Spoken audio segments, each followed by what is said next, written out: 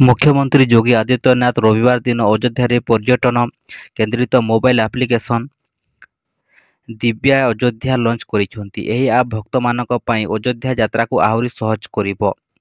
ଏଥିରେ ଅଯୋଧ୍ୟାର ପ୍ରମୁଖ ସ୍ଥାନ ମାନଚିତ୍ର, ପରିବହନ, ରହିବା ବ୍ୟବସ୍ଥା ଏବଂ ଅନ୍ୟ ସୁବିଧା ବିଷୟରେ ସୂଚନା ଉପଲବ୍ଧ ହେବ। ଏହି ଆପ୍ ଅଯୋଧ୍ୟା ବିକାଶ ପ୍ରାଧିକରଣ ଦ୍ୱାରା ଅଯୋଧ୍ୟା ପରିଦର୍ଶନ କରୁଥିବା ଭକ୍ତମାନଙ୍କୁ ଉତ୍ସର୍ଗ କରାଯାଉଛି।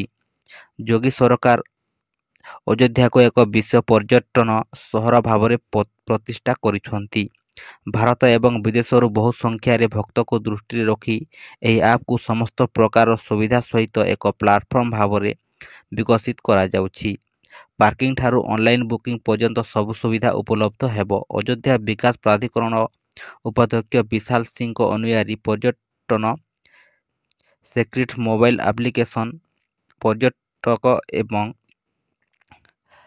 ଆଗନ୍ତୁକଙ୍କୁ ଅଯୋଧ୍ୟାରୁ ଆସିବାରୁ ରହିବା ପର୍ଯ୍ୟନ୍ତ ଯାହା ଆବଶ୍ୟକ ଯେପରିକି ରହିବା ପାଇଁ ଘର, ରହିବା ଭ୍ରମଣ ପାଇଁ ପ୍ରଦୂଷଣମୁକ୍ତ ଇଲେକ୍ଟ୍ରୋନିକ୍ସ କାର୍ ଓ 50ଟି ଇଲେକ୍ଟ୍ରୋନିକ୍ସ ବସ୍, ପରିଚାଳକଙ୍କ ସମୟ ଏବଂ ଅନଲାଇନ୍ ଟିକେଟ୍ ବୁକିଂ ଓ ଗୋଲ୍ଡ କାର୍ଡ, ହପ୍-ଅପ୍ ଯାନ, ହ୍ୱିଲଚେୟାର, ସ୍ଥାନୀୟ ଭାବରେ ସ୍ୱୀକୃତି ପ୍ରାପ୍ତ ଏବଂ ତାଲିମପ୍ରାପ୍ତ ପର୍ଯ୍ୟଟକ ଗାଇଡଲାଇନ୍ ଇତ୍ୟାଦିର ବୁକିଂ ସୁବିଧା ପ୍ରଦାନ କରେ।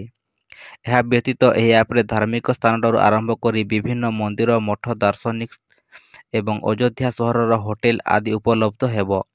ଏସବୁ ବ୍ୟତୀତ ନିକଟସ୍ଥ ପାର୍କିଂ ବିଷୟରେ ସୂଚନା ମଧ୍ୟ ଏହି ଆପ୍ ମାଧ୍ୟମରେ ପାଇପାରିବେ। ଆପଣ ପୂଜା କରିବାକୁ ଚାହୁଁଥିଲେ ପବିତ୍ର ସାରୁ ନଦୀରେ ସ୍ନାନ କରନ୍ତୁ କିମ୍ବା ଅଯୋଧ୍ୟା ଦର୍ଶନ 2047 ବିଷୟରେ ଜାଣିବା ପାଇଁ ବିଦ୍ୟା ଜ୍ୟୋତି ଆପ୍ସ ଆପଣଙ୍କର ସର୍ବୋତ୍ତମ ମାର୍ଗଦର୍ଶନ ହେବ।